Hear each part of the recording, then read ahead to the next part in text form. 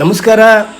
ಕೃಷಿ ಹೊಂಡ ಯೋಜನೆಯ ಸಂಪೂರ್ಣ ಮಾಹಿತಿಗೆ ನಿಮಗೆ ಸ್ವಾಗತ. ಈ ವಿಡಿಯೋದಲ್ಲಿ ನಾವು ರೈತರ ಜೀವನದಲ್ಲಿ ಬಹಳ ಮಹತ್ವದ ಬದಲಾವಣೆ ತಂದಿರುವಂಥ ಯೋಜನೆ ಬಗ್ಗೆ ತಿಳಿದುಕೊಳ್ತಾ ಇದ್ದೀವಿ. ಅದೇ ಕೃಷಿ ಹೊಂಡ ಯೋಜನೆ, ಅಂದರೆ ಫಾರ್ಮ್ ಪಾಂಡ್ ಯೋಜನೆ. ಇದು ಕೃಷಿ ಭಾಗ್ಯ ಯೋಜನೆ ಕರ್ನಾಟಕ ಅಡಿಯೊಳಗೆ ಇದನ್ನು ಜಾರಿ ಮಾಡಿದ್ದಾರೆ.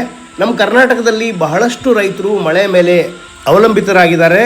ಹೀಗಾಗಿ ಮಳೆಯ ಅಸ್ಥಿರತೆ, ಬರ ಪರಿಸ್ಥಿತಿ, ನೀರಿನ ಕೊರತೆ ಕೃಷಿಗೆ ದೊಡ್ಡ ಸವಾಲಾಗಿದೆ. ಈ ಸಮಸ್ಯೆಗೆ ಪರಿಹಾರವಾಗಿ ಕೃಷಿ ಹೊಂಡ ಯೋಜನೆ ಬಂದಿದೆ.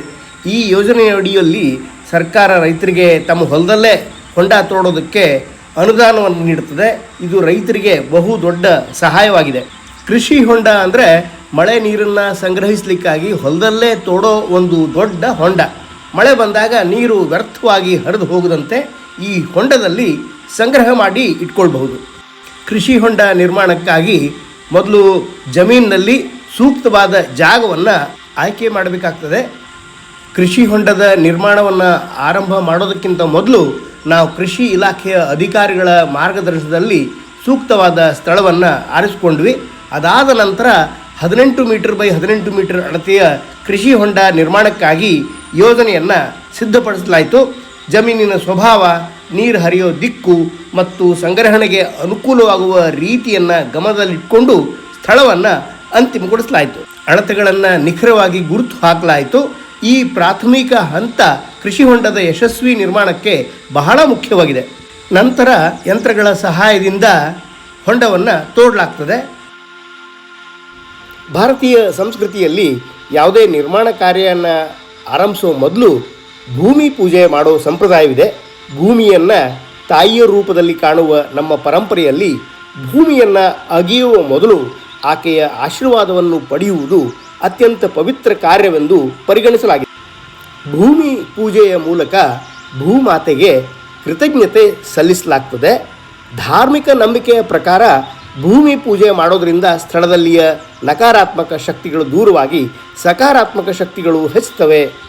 ನಾವು ಕೃಷಿ ಹೊಂಡ ನಿರ್ಮಾಣಕ್ಕಾಗಿ ಭೂಮಿಯನ್ನು ಅಗೆಯುವಾಗ ಅಲ್ಲಿರುವ ಪ್ರಕೃತಿಯ ಅಂಶಗಳಿಗೆ ಉಂಟಾಗುವ ತೊಂದರೆಗಾಗಿ ಕ್ಷಮೆ ಯಾಚಿಸುವ ಸಂಕೇತವೂ ಇದಾಗಿದೆ. ವಾಸ್ತುಶಾಸ್ತ್ರದ ಪ್ರಕಾರ ಭೂಮಿ ಪೂಜೆ ವಿಶೇಷ ಮಹತ್ವ ಹೊಂದಿದೆ. ಭೂಮಿಯ ಮೇಲ್ಮಣ್ಣು ಅಥವಾ ಟಾಪ್ ಸಾಯಿಲ್ ಭೂಮಿಯ ಅತ್ಯಂತ ಫಲವತ್ತಾದ ಮೇಲಿನ ಪದರವಾಗಿದೆ. ಈ ಪದರಗಳಲ್ಲಿ ಸಸ್ಯಗಳಿಗೆ ಅಗತ್ಯವಾದ ಪೋಷಕಾಂಶಗಳು, ಸಾವಯವ ಪದಾರ್ಥಗಳು, ಸೂಕ್ಷ್ಮ ಜೀವಿಗಳು ಮತ್ತು ತೇವಾಂಶ ಹೆಚ್ಚಾಗಿರುತ್ತದೆ. ಕೃಷಿಯ ಯಶಸ್ಸು ಬಹುಮಟ್ಟಿಗೆ ಈ ಮೇಲ್ಮಣ್ಣಿನ ಗುಣಮಟ್ಟದ ಮೇಲೆ ಅವಲಂಬಿತವಾಗಿರುತ್ತದೆ. ಕೃಷಿ ಹೊಂಡಕ್ಕಾಗಿ ಭೂಮಿಯನ್ನು ಅಗೆಯುವಾಗ ಮೇಲಿನ ಫಲವತ್ತಾದ ಮಣ್ಣನ್ನು ಪ್ರತ್ಯೇಕವಾಗಿ ತೆಗೆದು ಸುರಕ್ಷಿತವಾಗಿ ಸಂಗ್ರಹಿಸಬೇಕು. ನಂತರ ಅದನ್ನು ಮರುಬಳಕೆ ಮಾಡಬಹುದು. ಇದರಿಂದ ಮಣ್ಣಿನ ಫಲವತ್ತತೆ ಉಳಿತದೆ ಮತ್ತು ಕೃಷಿಗೆ ಹೆಚ್ಚಿನ ಪ್ರಯೋಜನವಾಗ್ತದೆ. ಈ ಕಾರಣಕ್ಕಾಗಿಯೇ ನಾವು ಕೃಷಿ ಹೊಂಡ ಅಗೆಯುವಾಗ ಮೇಲ್ಗಡೆ ಸಿಕ್ಕ ಭೂಮಿಯ ಮಣ್ಣನ್ನು ಸಂರಕ್ಷಿಸಬೇಕು. ಅದೇ ರೀತಿ ಕೃಷಿ ಹೊಂಡ ನಿರ್ಮಾಣ ಮಾಡುವಾಗ ಮೇಲ್ಮಣ್ಣಿನ ಕೆಳಭಾಗದಲ್ಲಿ ಕಲ್ಲು ಮಿಶ್ರಿತ ಮಣ್ಣು ಅಥವಾ ಗಟ್ಟಿ ಮಣ್ಣು ದೊರೆಯುತ್ತದೆ. ಈ ವಸ್ತುವನ್ನು ತ್ಯಾಜ್ಯ ಅಂತ ಪರಿಗಣಿಸದೆ ಸ್ಥಳದಲ್ಲಿಯೇ ಸಮರ್ಪಕವಾಗಿ ಬಳಸಿದ್ರೆ ವೆಚ್ಚ ಉಳಿತಾಯ ಆಗೋದ್ರ ಜೊತೆಗೆ ಪರಿಸರ ಸಂರಕ್ಷಣೆಗೂ ಸಹಾಯಕಾರಿಯಾಗ್ತದೆ. ಕೃಷಿ ಹೊಂಡ ರೈತರಿಗೆ ನೀರಿನ ಭದ್ರತೆಯನ್ನು ಒದಗಿಸೋ ಅತ್ಯಂತ ಪರಿಣಾಮಕಾರಿ ಜಲ ಸಂರಕ್ಷಣಾ ವ್ಯವಸ್ಥೆ ಆಗಿದೆ. ಆದರೆ ಕೃಷಿ ಹೊಂಡ ತನ್ನ ಉದ್ದೇಶವನ್ನು ಸಮರ್ಪಕವಾಗಿ ಪೂರೈಸಬೇಕಾದರೆ ಅದರ ಸರಿಯಾದ ಅಗೆಯುವಿಕೆ ಮತ್ತು ವೈಜ್ಞಾನಿಕ ನಿರ್ಮಾಣ ಅತ್ಯಂತ ಮುಖ್ಯವಾಗಿದೆ. ಸರಿಯಾದ ಆಳ, ಅಗಲ ಮತ್ತು ವಿನ್ಯಾಸದೊಂದಿಗೆ ನಿರ್ಮಿಸಿದ ಕೃಷಿ ಹೊಂಡ ಹೆಚ್ಚಿನ ಪ್ರಮಾಣದ ಮಳೆ ನೀರನ್ನು ಸಂಗ್ರಹಿಸಲಿಕ್ಕೆ ಸಹಾಯಕಾರಿಯಾಗ್ತದೆ. ಕೃಷಿ ಹೊಂಡದ ಬದುಗಳ ಸ್ಥಿರತೆ ಮತ್ತು ಸುರಕ್ಷತೆ, ವೈಜ್ಞಾನಿಕ ರೀತಿಯಲ್ಲಿ ನಿರ್ಮಿಸಲಾದ ಹೊಂಡದ ಕಟ್ಟೆಗಳು ಗಟ್ಟಿಯಾಗಿದ್ದು ಮಳೆ ಅಥವಾ ನೀರಿನ ಒತ್ತಡದಿಂದ ಕುಸಿಯೋ ಅಪಾಯ ಕಡಿಮೆ ಆಗ್ತದೆ. ಆದ್ದರಿಂದ ಹೊಂಡದ ಆಯುಷ್ಯ ಹೆಚ್ಚುತ್ತದೆ. ಸರಿಯಾದ ರೀತಿಯಲ್ಲಿ ನಿರ್ಮಿಸಿದ ಕೃಷಿ ಹೊಂಡ ಹಲವು ವರ್ಷಗಳವರೆಗೆ ರೈತರಿಗೆ ನೀರಿನ ಭದ್ರತೆ ಒದಗಿಸೋ ಶಾಶ್ವತ ಆಸ್ತಿ ಆಗ್ತದೆ. ಉತ್ತಮವಾದ ಕೃಷಿ ಹೊಂಡ ಕೇವಲ ನೀರಿನ ಸಂಗ್ರಹಣಾ ಸ್ಥಳ ಅಲ್ಲ, ಅದು ರೈತನ ಭವಿಷ್ಯದ ಭದ್ರತೆ, ಸಮೃದ್ಧಿ ಮತ್ತು ಆತ್ಮವಿಶ್ವಾಸದ ಆಧಾರವಾಗಿದೆ. ಆದ್ದರಿಂದ ಕೃಷಿ ಹೊಂಡವನ್ನು ಸರಿಯಾದ ಯೋಜನೆ, ವೈಜ್ಞಾನಿಕ ವಿಧಾನ ಮತ್ತು ಗುಣಮಟ್ಟದ ನಿರ್ಮಾಣದೊಂದಿಗೆ ರೂಪಿಸೋದು ಸುಸ್ಥಿರ ಕೃಷಿಯ ಯಶಸ್ಸಿಗೆ ತುಂಬ ಅತ್ಯಗತ್ಯವಾಗಿದೆ. ಕೃಷಿ ಹೊಂಡದ ಯಶಸ್ಸು ಕೇವಲ ಅದರ ಗಾತ್ರ ಮತ್ತು ಆಳದ ಮೇಲೆ ಮಾತ್ರ ಅವಲಂಬಿತವಾಗಿರೋದಿಲ್ಲ. ಸರಿಯಾದ ಒಳಹರಿವು ಮತ್ತು ಹೊರಹರಿವು ವ್ಯವಸ್ಥೆ ಕೂಡ ಅತ್ಯಂತ ಪ್ರಮುಖವಾಗಿದೆ. ಈ ವ್ಯವಸ್ಥೆಗಳು ಹೊಂಡದ ಸುರಕ್ಷತೆ, ನೀರಿನ ಗುಣಮಟ್ಟ ಮತ್ತು ದೀರ್ಘಾಯುಷ್ಯವನ್ನು ಖಚಿತಪಡಿಸ್ತವೆ. ಹೀಗಾಗಿ ಹೊಂಡದ ಸಾಮರ್ಥ್ಯಕ್ಕೆ ಅನುಗುಣವಾದ ಗಾತ್ರದ ಇನ್ಲೆಟ್ ಮತ್ತು ಔಟ್ಲೆಟ್ ಪೈಪ್ಗಳನ್ನು ಅಳವಡಿಸಬೇಕು. ಉತ್ತಮ ಕೃಷಿ ಹೊಂಡಕ್ಕೆ ಗಟ್ಟಿಯಾದ ಬದುಗಳು ಎಷ್ಟು ಮುಖ್ಯನೋ ಅಷ್ಟೇ ಮುಖ್ಯವಾದದ್ದು ಸರಿಯಾದ ಒಳಹರಿವು ಮತ್ತು ಹೊರಹರಿವು ವ್ಯವಸ್ಥೆ. ಸರಿಯಾದ ಇನ್ಲೆಟ್ ಮತ್ತು ಔಟ್ಲೆಟ್ ಪೈಪ್ಗಳನ್ನು ಅಳವಡಿಸೋದ್ರಿಂದ ಮಳೆ ನೀರಿನ ಸಮರ್ಪಕ ಸಂಗ್ರಹಣೆ, ಹೊಂಡದ ಸುರಕ್ಷತೆ ಮತ್ತು ದೀರ್ಘಕಾಲೀನ ಉಪಯೋಗವನ್ನು ಖಚಿತಪಡಿಸಬಹುದು. ಕೃಷಿ ಹೊಂಡದಲ್ಲಿ ಸಂಗ್ರಹಿಸಿದ ನೀರನ್ನು ದೀರ್ಘಕಾಲ ಉಳಿಸಿಕೊಳ್ಳಲು ಮತ್ತು ನೀರಿನ ಸೋರಿಕೆಯನ್ನು ತಡೆಯಲಿಕ್ಕೆ ಉತ್ತಮ ಗುಣಮಟ್ಟದ ಟಾರ್ಪಲಿನ್ ಅಥವಾ ಜಿಯೋಮೆಂಬ್ರೇನ್ ಹೊದಿಕೆ ಅಳವಡಿಸೋದು ಅತ್ಯಂತ ಅಗತ್ಯವಾಗಿದೆ. ಇದು ರೈತರಿಗೆ ವರ್ಷಪೂರ್ತಿ ನೀರಿನ ಭದ್ರತೆ ಒದಗಿಸೋ ಪ್ರಮುಖ ಹೂಡಿಕೆಯಾಗಿದೆ. ಉತ್ತಮ ಗುಣಮಟ್ಟದ ಟಾರ್ಪಾಲಿನ್ ಹೊಂಡದಲ್ಲಿರುವ ನೀರನ್ನು ಭೂಮಿಯೊಳಗೆ ಸೋರಿಕೆ ಆಗೋದನ್ನು ತಡೀತದೆ ಮತ್ತು ನೀರನ್ನು ಹೆಚ್ಚು ಕಾಲ ಸಂಗ್ರಹಿಸುತ್ತದೆ. ಸಂಗ್ರಹಿತ ನೀರು ಉಳಿಯೋದ್ರಿಂದ ಬೇಸಿಗೆಯಲ್ಲಿ ಬೆಳೆಗಳಿಗೆ ಜೀವಜಲ ಒದಗಿಸಲಿಕ್ಕೆ ಸಾಧ್ಯವಾಗ್ತದೆ. UV ನಿರೋಧಕ ಹಾಗೂ ಉತ್ತಮ ಗುಣಮಟ್ಟದ ಟಾರ್ಪಾಲಿನ್ ಬಿಸಿಲು, ಮಳೆ ಮತ್ತು ಹವಾಮಾನ ಬದಲಾವಣೆಗಳನ್ನು ತಡೆದು ಹಲವು ವರ್ಷಗಳವರೆಗೆ ಸೇವೆ ನೀಡುತ್ತದೆ. ಸರಿಯಾದ ರೀತಿಯಲ್ಲಿ ಅಳವಡಿಸಿದ ಹೊದಿಕೆ ಹೊಂಡದ ತಳ ಮತ್ತು ಬದಿಗಳನ್ನು ರಕ್ಷಿಸಿ ಮಣ್ಣಿನ ಸವಕಳಿ ಮತ್ತು ಹಾನಿಯನ್ನು ಕಡಿಮೆ ಮಾಡುತ್ತದೆ. ಕೃಷಿ ಹೊಂಡ ನೀರಿನ ಬ್ಯಾಂಕ್ ಆದರೆ ಉತ್ತಮ ಗುಣಮಟ್ಟದ ಟಾರ್ಪಲಿನ್ ಅದರ ಭದ್ರತಾ ಕವಚವಾಗಿದೆ. ಆದ್ದರಿಂದ ಕೃಷಿ ಹೊಂಡ ನಿರ್ಮಾಣದ ವೇಳೆ ಉತ್ತಮ ಗುಣಮಟ್ಟದ ಬಾಳಿಕೆ ಬರೋ ಮತ್ತು ಸರಿಯಾಗಿ ಅಳವಡಿಸಲಾದ ಟಾರ್ಪಲಿನ್ ಹೊದಿಕೆಯನ್ನು ಬಳಸೋದು ಅತ್ಯಂತ ಅಗತ್ಯ. ಇದು ನೀರಿನ ಸಂರಕ್ಷಣೆ, ಕೃಷಿ ಅಭಿವೃದ್ಧಿ ಮತ್ತು ರೈತರ ಆರ್ಥಿಕ ಭದ್ರತೆಗೆ ಮಹತ್ವದ ಕೊಡುಗೆ ನೀಡುತ್ತದೆ. ಕೃಷಿ ಹೊಂಡದಲ್ಲಿ ಟಾರ್ಪಲಿನ್ ಅಥವಾ ಜಿಯೋಮೆಂಬ್ರೇನನ್ನು ಅಳವಡಿಸೋದಷ್ಟೇ ಸಾಕಾಗುವುದಿಲ್ಲ. ಅದರ ಬದಿಗಳನ್ನು ಸರಿಯಾಗಿ ಭದ್ರಪಡಿಸೋದು ಮತ್ತು ಸೂಕ್ತವಾದ ಭಾರ ವೇಟ್ ಹಾಕಿ ಸ್ಥಿರಗೊಳಿಸುವುದು ಅತ್ಯಂತ ಮುಖ್ಯವಾಗಿದೆ. ಇದರಿಂದ ಹೊದಿಕೆ ದೀರ್ಘಾಯುಷ್ಯ ಮತ್ತು ಹೊಂಡದ ಸುರಕ್ಷತೆ ಖಚಿತವಾಗ್ತದೆ. ಗಾಳಿಯಿಂದ ಹೊದಿಕೆ ಎತ್ತಿ ಹೋಗೋದನ್ನು ಇದು ತಡೀತದೆ. ಗಾಳಿ, ಬಿರುಗಾಳಿ ಸಂದರ್ಭದಲ್ಲಿ ಟಾರ್ಪಾಲಿನ್ ಸಡಿಲವಾಗೋ ಅಥವಾ ಎತ್ತಿ ಹೋಗೋ ಸಾಧ್ಯತೆಯನ್ನು ಇದು ಕಡಿಮೆ ಮಾಡ್ತದೆ.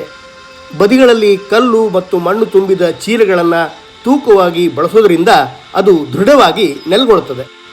ಹೊದಿಕೆಗಳು ಸರಿಯಾಗಿ ಅಂಟಿಕೊಳ್ಳದಿದ್ದರೆ ಮಡಚುಗಳು, ಫೋಲ್ಡ್ಸ್ ಅಥವಾ ಸಡಿಲ ಭಾಗಗಳು ಉಂಟಾಗಿ ಹಾನಿಯಾಗೋ ಸಾಧ್ಯತೆ ಹೆಚ್ಚು. ಸರಿಯಾದ ಭದ್ರಪಡಿಸುವಿಕೆಯಿಂದ ನೀರಿನ ಸಂಗ್ರಹಣೆ ಪರಿಣಾಮಕಾರಿಯಾಗಿ ಆಗ್ತದೆ. ಹೊದಿಕೆ ಸಡಿಲವಾದರೆ ಹೊಂಡದ ಅಂಚುಗಳಲ್ಲಿ ಮಣ್ಣಿನ ಸವಕಳಿ ಉಂಟಾಗಬಹುದು. ಬದಿಗಳನ್ನು ಭದ್ರವಾಗಿ ಸ್ಥಿರಗೊಳಿಸೋದ್ರಿಂದ ಹೊಂಡದ ಆಕಾರ ಮತ್ತು ಕಟ್ಟೆಗಳ ಬಲ ಉಳಿತದೆ. ಹೀಗಾಗಿ ಸರಿಯಾಗಿ ಸ್ಥಿರಗೊಳಿಸೋ ಹೊದಿಕೆ ಹೆಚ್ಚು ವರ್ಷಗಳ ಕಾಲ ಬಾಳಿಕೆ ಬರ್ತದೆ. ಉತ್ತಮ ಗುಣಮಟ್ಟದ ಟಾರ್ಪಲಿನ್ ಆಯ್ಕೆ ಮಾಡೋದು ಎಷ್ಟು ಮುಖ್ಯನೋ ಅದನ್ನು ಬದಿಗಳಲ್ಲಿ ಸರಿಯಾಗಿ ಭದ್ರಪಡಿಸೋದು ಅಷ್ಟೇ ಮುಖ್ಯ. ಆದ್ದರಿಂದ ಕೃಷಿ ಹೊಂಡದ ಟಾರ್ಪಲಿನ್ ಹೊದಿಕೆಯನ್ನು ಅಳವಡಿಸಿದ ನಂತರ ಅದರ ಅಂಚುಗಳಲ್ಲಿ ಸರಿಯಾದ ಸೂಕ್ತವಾದ ಭಾರವನ್ನು ಹಾಕಿ ದೃಢವಾಗಿ ಸ್ಥಿರಗೊಳಿಸಬೇಕು. ಇದರಿಂದ ನೀರಿನ ಸಂರಕ್ಷಣೆ, ಹೊದಿಕೆಯ ಸುರಕ್ಷತೆ ಮತ್ತು ಹೊಂಡದ ದೀರ್ಘಕಾಲೀನ ಉಪಯೋಗ ಖಚಿತವಾಗ್ತದೆ. ಕೃಷಿ ಹೊಂಡದ ನಿರ್ಮಾಣ ಮತ್ತು ಟಾರ್ಪಲಿನ್ ಅಳವಡಿಕೆ ಪೂರ್ಣಗೊಂಡ ನಂತರ ಸಾಧ್ಯವಾದಷ್ಟು ಬೇಗ ಹೊಂಡಕ್ಕೆ ನೀರು ತುಂಬೋದು ಅತ್ಯಂತ ಮುಖ್ಯವಾಗಿದೆ. ನೀರಿನ ಒತ್ತಡವು ಹೊಂಡದ ಒಳಭಾಗವನ್ನು ಸಹಜವಾಗಿ ಸ್ಥಿರಗೊಳಿಸಲಿಕ್ಕೆ ಸಹಾಯ ಮಾಡುತ್ತದೆ. ನೀರು ತುಂಬಿದಾಗ ಅದರ ಭಾರ ಮತ್ತು ಒತ್ತಡದಿಂದ ಟಾರ್ಪಲಿನ್ ಹೊದಿಕೆ ಹೊಂಡದ ತಳ ಮತ್ತು ಬದಿಗಳಿಗೆ ಸಮರ್ಪಕವಾಗಿ ಅಂಟಿಕೊಂಡು ಫೋಲ್ಡ್ಸ್ಗಳು ಮತ್ತು ಮಡಚುಗಳು, ಸಡಿಲ ಭಾಗಗಳು ಕೂಡ ಕಡಿಮೆ ಆಗ್ತವೆ.